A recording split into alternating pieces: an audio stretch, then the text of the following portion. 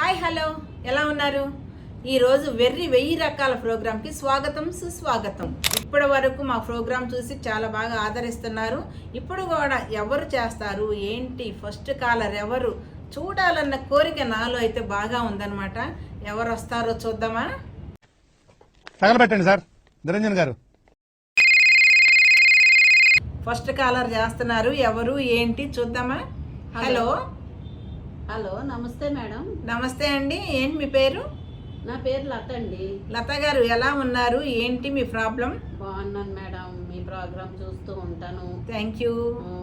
నాకు ఈ మధ్య ఏమి సరిగా జరగట్లేదు. అయ్యో, మా ఇంట్లో మీకెందుకండి, మేము ఉన్నాం కదా. మీ ప్రాబ్లమ్స్ అన్ని సాల్వ్ చేయడానికి మేము ఉన్నాం ఇక్కడ. అందుకనే తమరు ఏమైనా సలహా ఇస్తారేమో అని కాల్ చేశాను మేడం. ఓకే అండి, మీరేం వర్రీ అవ్వద్దు. మీ దేవుడి గదిలో వినాయకుడి విగ్రహం ఉంది కదా? వద్దు మేడం. అయితే దాన్ని తీసుకొచ్చి ఆ దేవుడి గదిలోంచి బయటికి తీసుకొచ్చి ఒక అరగంట సేపు ఇంటి ముందు వినాయకుడిని నెత్తి మీద పెట్టుకొని ఒక అరగంట ఉండండి. మీ ప్రాబ్లమ్స్ అన్ని సాల్వ్. అలాగే మేడం. నమస్తే మేడం. ఓకే, థ్యాంక్ యూ అండి లత గారు.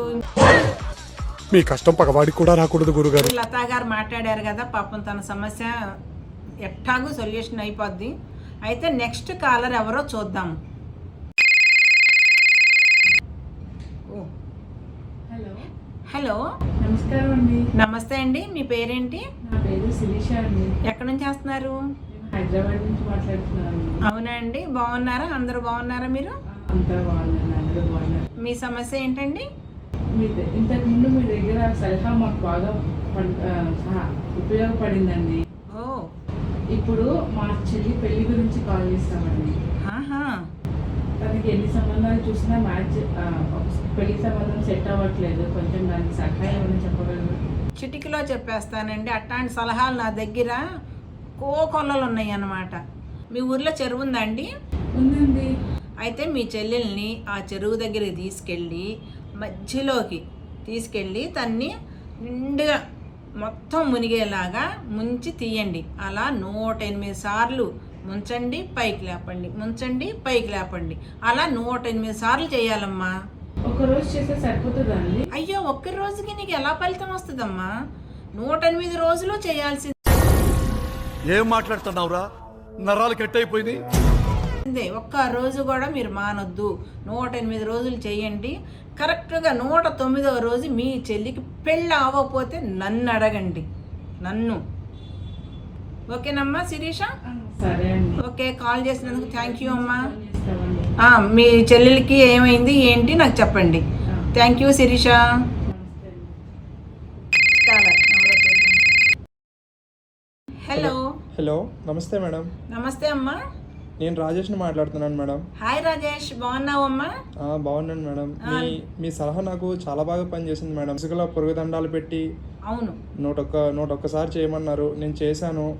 నాకు ఉద్యోగం వచ్చి ఇప్పుడు నేను చాలా హ్యాపీగా ఉన్నాను మేడం. బాగా ఎక్సైట్మెంట్ ఫీల్ అవుతుంది.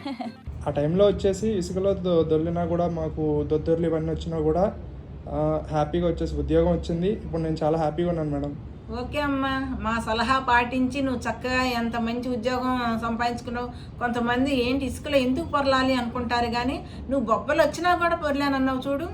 గ్రేట్ గ్రేట్ రాజేష్, నువ్వు మాత్రం. Thank you madam, thank you so much madam. మంచి ఇవాళ ఉద్యోగం. నేను ఈ స్థాయిలో ఉన్నాను madam. Oh, okay okay, thank you అమ్మా. Okay madam. Thank you. Thank you madam. నీ ఒక్కడికే కాదమ్మా, ఇవన్నీ కూడా నా ఛానల్ గురించి అందరికీ నువ్వు ప్రచారం చేయాలి. ఓకేనమ్మా? ఖచ్చితంగా చేస్తాను మేడం. ఓకే అమ్మా, thank you. Okay madam, thank you madam. Hello madam, చెప్పండి. మీరు వినాయకుడిని తలపైన పెట్టుకొని నిలబడి ఉండమన్నారు మేడం. ఇంచుమించు అరగంట పైన అవుతుంది. ఇప్పుడు ఏం చేయాలి మేడం?